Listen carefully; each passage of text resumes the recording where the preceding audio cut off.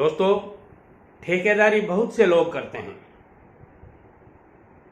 मगर आपने देखा होगा ठेकेदारी का रजिस्ट्रेशन कराने के बाद शुरुआत में बहुत फुदकते हैं और 3 साल बाद में पता ही नहीं चलता। आजकल क्या करते हो, सर नौकरी कर रहा हूँ। अरे क्यों, वही ठेकेदारी शुरू की थी ना। सर फेल हो गया। क्यों फेल हो जाते हैं ठेकेदार?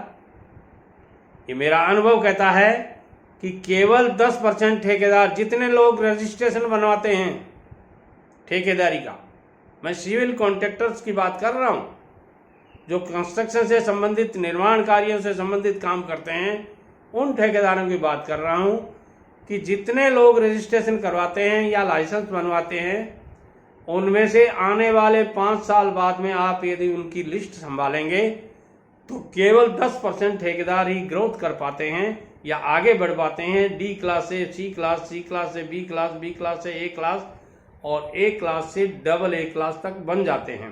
कौन? 10% ठेकेदार, ओनली 10%। बाकी 90% कहाँ गए पता नहीं चलता। क्यों? उसके कुछ कारण मैं इस वीडियो में बताना चाहता हूं आपको।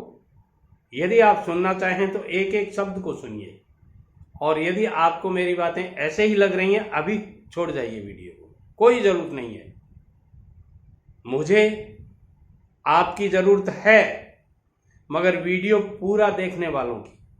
जो बीच में वीडियो छोड़ के जाते हैं, आधी अधूरी शिक्षा, अध पढ़ी विद्या दहे, चिंता दहे शरीर, चिंता मत कर मानवी, कह गए दास कबीर। इसलिए यदि कोई भी बात सुने तो पूरी सुनिएगा। मैं कहना चाहूंगा, सफल ठेकेदार 40 की उम्र से पहले 4 काम जरूर कर लें। यदि सक्सेस कॉन्ट्रैक्टर बनना चाहते हैं, यदि सक्सेस कॉन्ट्रैक्टर हैं, तो 40 की उम्र तक 4 काम आपको जरूर कर लेना चाहिए। 40 की उम्र का मतलब यह हो गया कि 25 साल की उम्र में आपकी शादी हुई, ये मान लेते हैं। अब आपकी उम्र 40 साल की है, इट मीन्स आपके 13, 14, 12, 13 साल के बच्चे हैं जो मैट्रिक के आसपास पढ़ रहे हैं। अब उनका कैरियर शुरू होगा। उनको कौन सी शिक्षा दिलानी है, क्या बनाना है आपको? देखिए दोस्तों, मेरा तजुर्बा कहता है, बाप कलेक्टर बनाना चाहता है, बेटा एक्टर बन जाता है। क्यों? इच्छा बाप की नहीं चलती, बेटे की चलती है। सोच बाप की चलती है, मगर बाप की सोच हर जगह नहीं चलती। बच्चे की क्या रुचि है, बच्चे का किधर रुझान है, ये सोचना पड़ता है। तो आप 40 की उम्र में अपने बच्चे को, रुझान को समझिए, पूछिए उनको बार बार, क्या बनना चाहते हो बेटा? बच्चा बताएगा बार बार। उसमें जो दिक्कतें आती हैं वो बताइए आपको। बच्चे को पता नहीं है, वो कह देगा मैं इंजीनियर बनना चाहता हूँ, वो कह देगा मैं IAS बनना चाहता हूँ, वो कह देगा मैं IPS बनना चाहता हूँ, वो कह देगा मैं कलेक्टर बनना चाहता हूँ, वो कह देगा मैं डॉक्टर बनना चाहता हूँ। मगर पूछिए उसको क्यों? क्योंकि वो 12 से 13 साल का बच्चा है, समझ रहा है वो थोड़ी थोड़ी बातें, मगर पूरी बातें नहीं समझता। इस तरह से उसको तैयार कीजिए और उसी तरह की उसको शिक्षा दीजिए, एजुकेशन उसी तरह की दीजिए उसको। वो एजुकेशन उसके, जो में आप क्या बनाना चाहते हैं उस बात को शामिल कीजिए। मैं नहीं कहता कि आप जो बनाना चाहते हैं उस बात में शामिल नहीं हो, वो भी शामिल रखिए, मगर बच्चे की इच्छाओं को, बच्चे की रुझान को, बच्चा क्या चाहता है, उस बात को भी उसमें शामिल करें। जो एक्टर और कलेक्टर की बात मैंने कही थी, उसका ध्यान रखें। हाँ, दोनों की सहभागिता यदि उसमें है तो बच्चा सक्सेस हो जाएगा। तो उसकी एजुकेशन का प्रॉपर ध्यान रखें। यहां से बच्चा बिगड़ना शुरू होता है। ध्यान से सुनिए, 15 वर्ष से बच्चा 18 वर्ष की एज में जैसा स्टेप वो ले लेगा, जीवन भर उस स्टेप से पिंड नहीं छूटेगा उसको।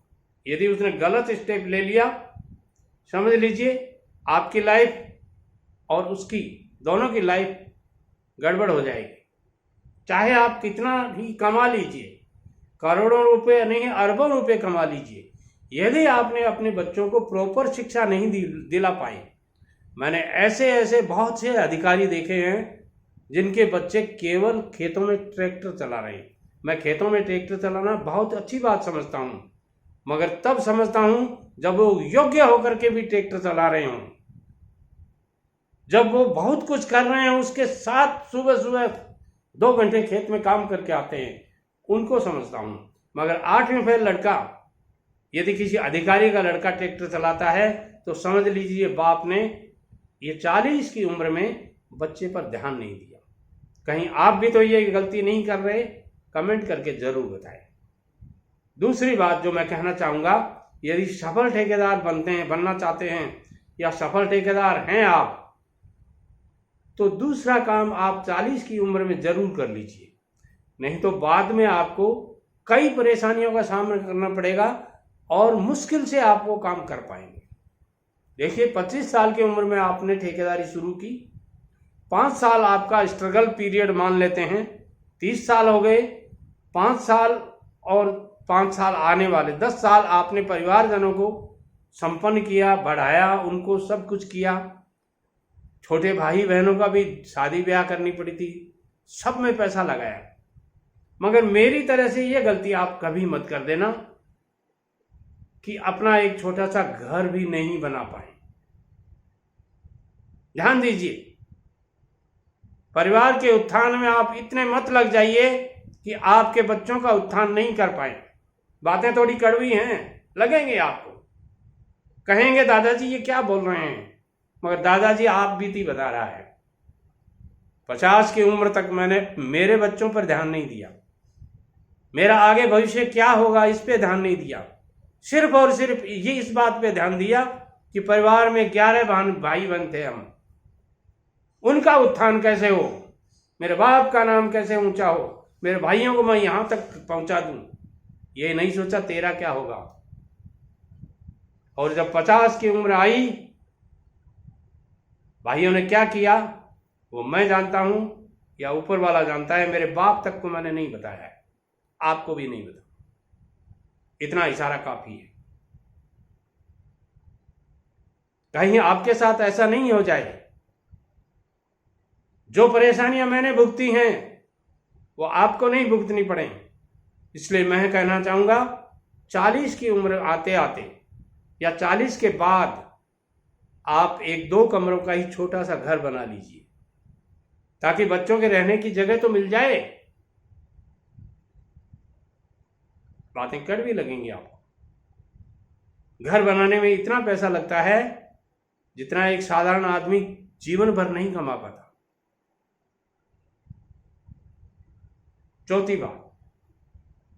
तीसरी बात,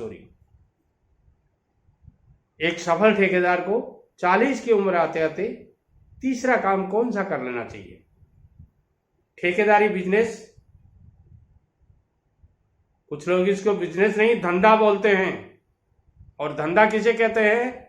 जो कभी तेज कभी मंदा। हर समय आप हर उम्र में ठेकेदारी नहीं कर सकते। ठेकेदारी करने के लिए आपका यह शरीर स्वस्थ चाहिए, मन स्वस्थ चाहिए, तब जाके आप ठेकेदारी कर पाते हैं। यदि आप किसी असह्य रोग से पीड़ित हो गए, ठेकेदारी नहीं कर पाएंगे। उस समय क्या होगा? आपके बच्चों का क्या भविष्य रहेगा, ये बात पहले से सोच लीजिए। इसलिए 40 की उम्र आते आते आप एक ऐसा बैठा हुआ धंधा, ऐसा बिजनेस जो बैठ के किया जा सकता है, घर पे बैठ के किया जा सकता है, ऐसा बिजनेस सीख लीजिए, ऐसी स्किल सीख लीजिए, ताकि आप अस्वस्थ हों, 2-4 घंटे काम करके घर पे बैठे बैठे भी कुछ कमा सकें। बातें आपको कुछ ऐसी अजीब सी लगेंगी, मगर जिनके साथ ये बीती हैं वो लोग अभी कमेंट करेंगे, इसी वीडियो में देख लेना, दादाजी मेरे साथ ये बीती है। इसलिए मैं कहूंगा, कोई भी साइड बिजनेस नहीं बता रहा हूं मैं, साइड बिजनेस बता रहा हूं। यानी आपकी ठेकेदारी के अलावा कोई एक ऐसा बिजनेस आप स्थापित कर लीजिए जो जीवन भर चलता रहे, जो आप उस बिजनेस में घंटे 2 घंटे का टाइम दे दें तो भी वो बिजनेस चलता रहे, जिसको पैसिव इनकम कहते हैं। एक्टिव इनकम की बात नहीं कर रहा हूं मैं, पैसिव इनकम।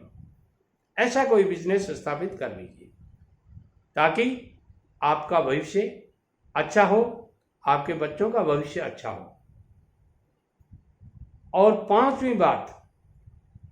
चौथी बात जो मैं बताना चाहता हूं वो ये है कि 40 की उम्र आने के बाद आपको कुछ रकम अपनी जो ईयरली आप कमाते हैं, मंथली जो कमाते हैं, उसमें से कुछ रकम आप अपनी पेंशन के लिए, आप अपने 60 साल के बाद के जीवन के लिए सुरक्षित फंड में डाल दीजिए, जिसको पीपीएफ बोल सकते हैं, पेंशन स्कीम बोल सकते हैं, आरडीएफडी बोल सकते हैं, कुछ भी बोल दीजिए उसको।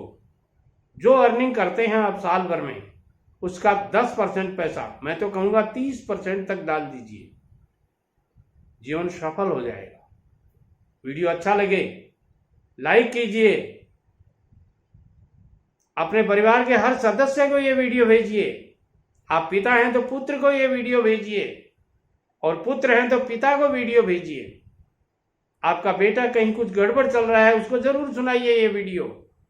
आपका बाप यदि शराब पीता है, बीड़ी पीता है, फला करता है, ढिकड़ करता है, या ऐसा कुछ करता है जो आपको अच्छा नहीं लगता, भेजिए उनको ये वीडियो। आपके माता पिता को ये वीडियो सुनाइए, परिवार के हर सदस्य को सुनाइए, आपके उन दोस्तों को सुनाइए जो अपने परिवार के प्रति लापरवाह हैं, जो परिवार का ध्यान नहीं देते हैं।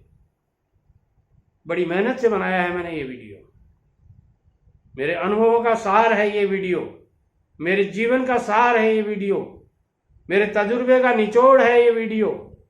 काम आएगा आपको। इस वीडियो की यदि एक बात आपने जीवन में उतार ली, कोई भी एक बात, तो निश्चित रूप से आपका ये वीडियो देखना सार्थक हो जाएगा। नमस्कार।